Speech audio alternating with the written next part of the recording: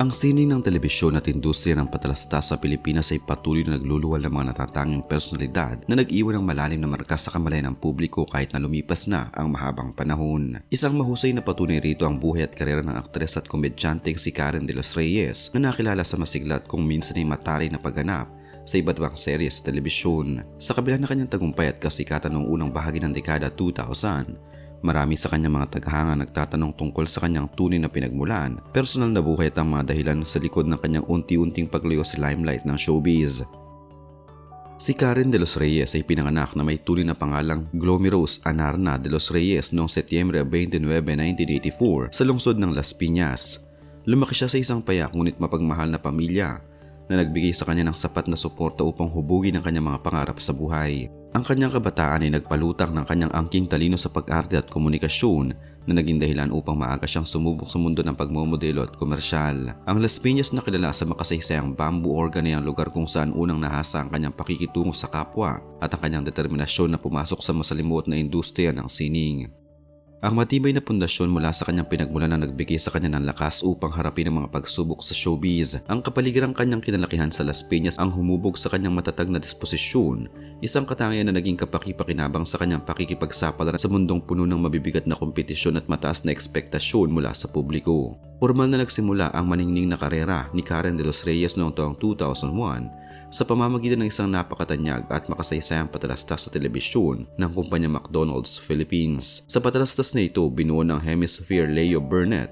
Gumanap siya bilang si Karen, ang apo ng isang matandang may karamdaman sa pag-iisip o ulyanin, na ginampanan naman ng veteranong aktor at abogado na si Rudy Francisco. Ang takbo ng kwento ay umiikot sa pagiging malilimutin ng lolo na paulit-ulit na tinatawag ang kanyang apo sa pangalang Gina sa halip na Karen, na nagdulot ng bahagyang pagkairita sa karakter ng aktres. Gayunpaman, ang patalastas ay nagwakas sa isang nakakaantig na eksena kung saan hinati ng lolo ang kanyang burger upang itabi ang kalahati para sa kanyang paboritong apo na si Karen, na nagpayak sa milyon-milyong Pilipino. Ang patalastas na ito ay nagkamit ng malalaking parangal tulad ng Kidlat Award for Ad of the Decade dahil sa tumpak at emosyonal na paglalarawan ng pagmamahal sa pamilya, na agad nagangat sa pangalan ng aktres bilang isang pambansang pamilyar na mukha. Ang komersyal ay naging pamantayan ng mahusay na pagkukwento sa telebisyon na nagbukas ng maraming oportunidad para sa kanyang profesional na paglago.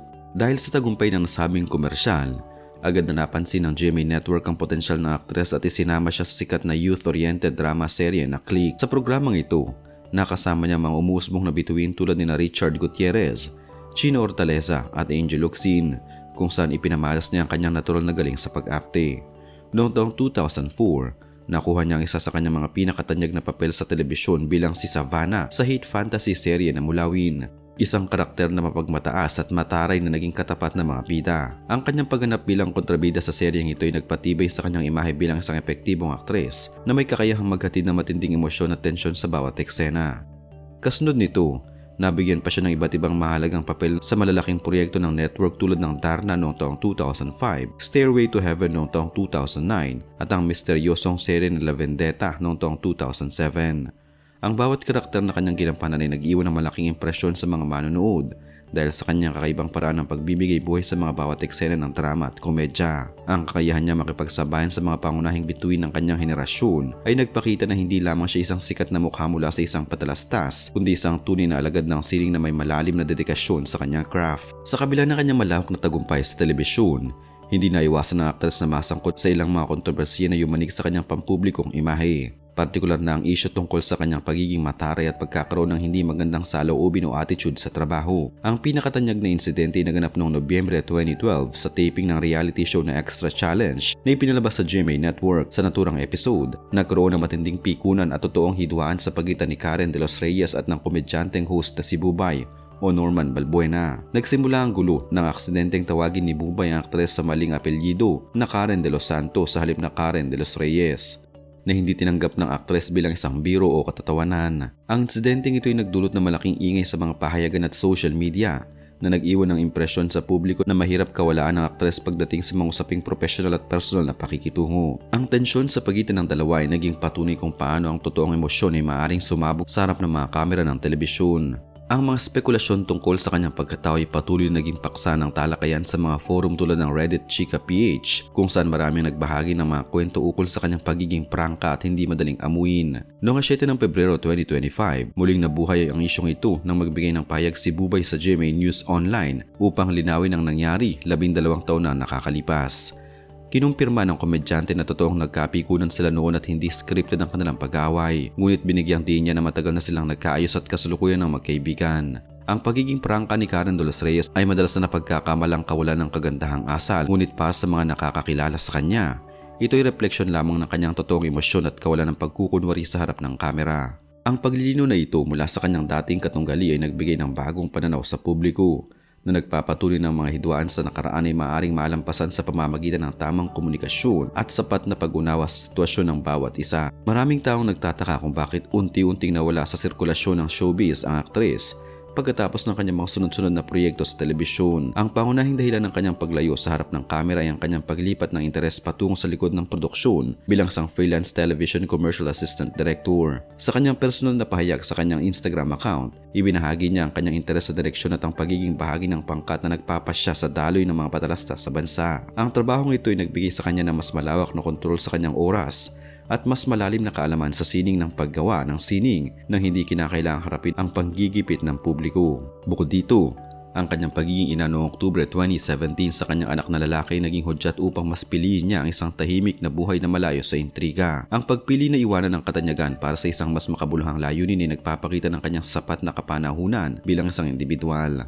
Ang transisyong ito mula sa pagiging paksa ng kamera patungo sa pagiging tagalikha ng nilalaman ay nagpapakita ng kanyang malawak na kakayahan sa industriya ng sining na hindi lamang nakadepende sa kanyang panlabas na anyo, kundi sa kanyang talino sa pamamahala ng produksyon. Bagamat mas nakatutok na siya sa likod ng kamera at sa kanyang pamilya, hindi tuluyang tinalikuran ng aktres ang pag-arte dahil paminsan-minsan pa rin siyang gumaganap at tumatanggap ng mga espesyal na papel sa GMA Network. Para sa aktres, ang tunay na buhay ay nagaganap sa labas ng digital na mundo, kung saan ang bawat sandali nararanasan ng buo at walang halong pagkukunwari para sa mga likes o comments. Ang katahimikang ito mula sa social media ay nagbibigay sa kanya ng kalayaang mamuhay ng normal at payapa, isang pribilehiyo na madalas ipagkait sa mga taong patuloy na naghahanap ng pampublikong atensyon at validation mula sa mga hindi kakilala sa internet. Sa kasalukuyang taon ng 2026, si Karen de los Reyes ay nananatili sa Pilipinas at patuloy nagtatrabaho bilang isang freelance assistant director para sa mga patalastas sa telebisyon habang ginagampanan ng kanyang tungkulin bilang isang mapagmahal na ina. Ang pinakahuling balita tungkol sa kanya ay ang kanyang maayos na pakikipagkaibigan sa mga dating kasamahan sa industriya at ang kanyang paminsan-minsang pagdalo sa mga pagtitipon ng kanyang mga kaibigan sa showbiz. Bukod sa kanyang trabaho sa produksyon, abala rin siya sa mga aktibidad na nagtataguyod ng malusog na pamumuhay tulad ng balance board riding at dancing na madalas niyang ibahagi sa kanyang mga malalapit na kakilala. Napatunayan niya ang tagumpay hindi lamang sinusukat sa dami ng exposure sa telebisyon kundi sa kalidad ng buhay na binuo sa labas ng industriya ng sining. Ang kanyang kasalukuyang kalagayan ay sumasalamin sa isang babaeng nahanap ang kanyang tunay na kapayapaan at layunin sa buhay, na malayo sa ingin ng lungsod at sa panggigipit ng pampublikong buhay. Ang kanyang focus sa pamilya at sa kanyang karera sa likod ng kamera ay patuloy na nagbibigay sa kanya ng sapat na kasiyahan at katatagan na hindi matutumbasan ng anumang katanyagan sa telebisyon. Ang paglalakbay ni Karen de los Reyes mula sa pagiging isang sikat na mukha ng patalastas noong 2001 hanggang sa pagiging isang iginagalang na profesional sa likod ng kamera ay isang natatanging kwento ng pagunlad at kapanahunan. Sa kabila ng mga kontrobersya at mga pagsubok na dumaan sa kanyang karera, napanatili niya ang kanyang integridad at pinatunayan na ang pagpili sa pribadong buhay ay isang marangal na desisyon. Ang kanyang legasiya bilang si Karen sa patalastas na McDonald's at ang mga hindi malilimutang papel bilang kontrabida ay mananatiling bahagi ng kasaysayan ng kulturang Pilipino. Ang kanyang buhay ay nagbibigay ng inspirasyon na ang sining ng pag-arte ay isang yugto lamang at ang tunay na sining ay ang pagbuo ng isang makabuluhan at mapayapang pamumuhay kasama ang mga mahal sa buhay. Nananatili siyang isang maningning na halimbawa ng isang artistang naging matagumpay sa harap at likod ng telon na patuloy na hinahangaan dahil sa kanyang katapatan sa kanyang sarili at sa kanyang sining. Ang kanyang kwento ay patuloy na ang tunay na ningning ng isang bituin ay hindi nawawala kapag lumayo sa spotlight, kundi nagiging mas makabuluhan at malalim kapag dinala sa mas pribado at totoong mundo ng buhay.